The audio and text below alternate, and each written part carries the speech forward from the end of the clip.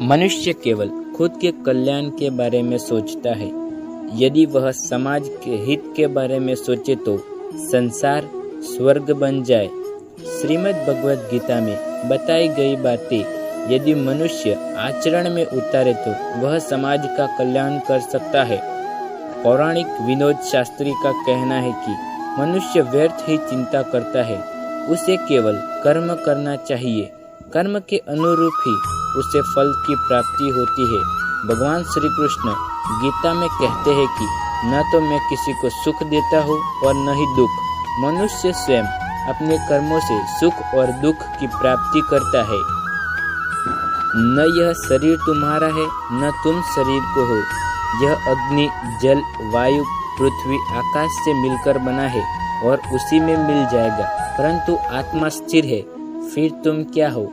आत्मा अमर है। जो लोग इस आत्मा को मारने वाला यह मरने वाला मानते हैं, वे दोनों ही नासमझ है। आत्मा न किसी को मारती है और न किसी के द्वारा मारी जा सकती है। आत्मा न कभी जन्म लेती है और न कभी मरती है। शरीर का नाश होने पर इसका नाश हो जाता है। नाम, पद, प्रतिष्ठा, संप्रदाय, धर्म, स्त्री, पुरुष हम नहीं है और यह शरीर भी हम नहीं है। ये शरीर अग्नि, जल, वायु, पृथ्वी, आकाश से बना है और इसमें मिल जाएगा।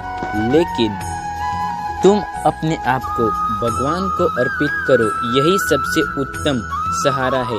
जो इसके सहारे को जानता है वह भय, चिंता, शोक के सर्वदा से मुक्त हो जाता है। जैसे मनुष्य अपने पुराने वस्त्रों को उतारकर दूसरे नए वस्त्र धारण करता है, वैसे ही जीव को मृत्यु के बाद पुराने शरीर को त्याग कर नया शरीर प्राप्त करता है। शस्त्र इस आत्मा को काट नहीं सकते, अग्नि इसको जला नहीं सकती, जल इसको गीला नहीं कर सकता, वायु इसको सुखा नहीं सकता। हे अर्जुन, विषम परिस्थितियों में कायरता प्राप्त करना श्रेष्ठ मनुष्यों के आचरण से विपरीत है। न तो स्वर्ग की प्राप्ति है और न ही किसी कीर्ति की प्राप्ति होगी। हे अर्जुन, तुम ज्ञानियों की तरह बात करते हो, लेकिन जिनके लिए शोक नहीं करना चाहिए उनके लिए शोक करते हो। मृत या जीवित ज्ञानी किसी के लिए शोक नहीं मनाता। जैसे इस जन्म में बाल, युवा, वृद्ध शरीर को प्राप्त करती है, वैसे ही जीवनात्मा मरने के बाद नया शरीर प्राप्त करती है। इसलिए वीर पुरुष को मृत्यु से नहीं घबराना चाहिए। बीते कल और आने वाले कल की चिंता नहीं करनी चाहिए, क्योंकि जो होना है वही होगा। जो होता है अच्छा ही होता है, इसलिए वर्तमान का आनंद लो।